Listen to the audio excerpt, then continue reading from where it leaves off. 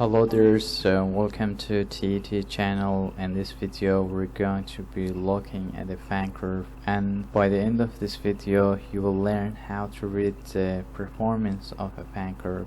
Engineers and designers who select and specify fans should have a basic knowledge of fan curves, and an understanding of how these are produced is vital for verifying the original fan selection, troubleshooting after installation, and understanding future flexibility.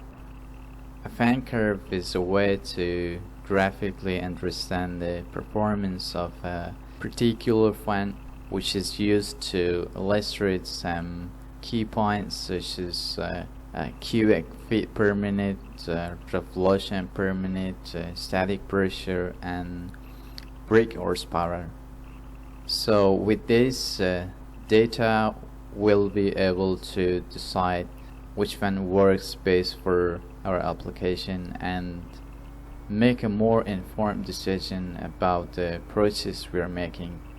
Understanding how these measurements work, we need to understand where they sit on the graph.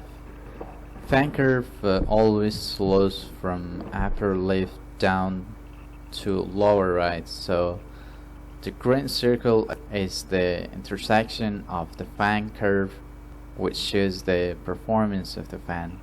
If you look at the fan curve, here the solid red line is the fan curve that is showing the CFM versus the static pressure.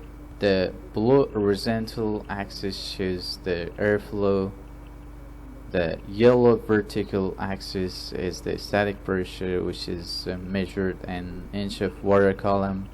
The solid white line is the horsepower, which versus CFM curve.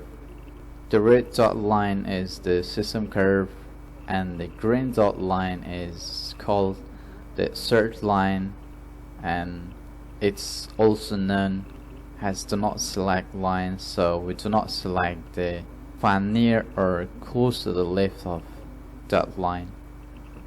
As I mentioned, a fan curve always slows from upper left down to lower right, which the intersection of the system curve represents the performance of the fan. In this case, a 2700 CFM of air at the static pressure of 0.9 inch of water column. Therefore, we're going to get the most airflow when there is the least resistance.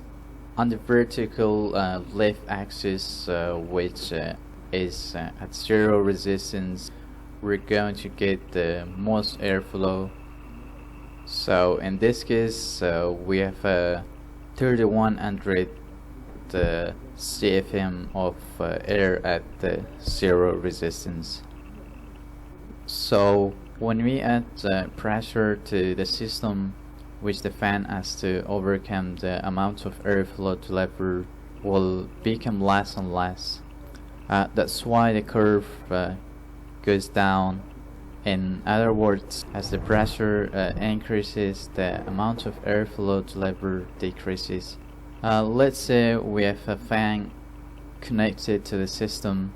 It only delivers a 2400 CFM of air at the static pressure of 0.6 inch of water column. So in this case, the intersection of the system curve and the fan curve is going to be higher and higher. As you can see, here is another example. We have a fan, there is less pressure, and it's operating at static pressure of 0.4 inch of water column. So it's going to deliver a 2600 CFM of airflow. Therefore we have less pressure and more airflow. So as the pressure decreases, the airflow increases. And that's it for today. I appreciate you for watching this video.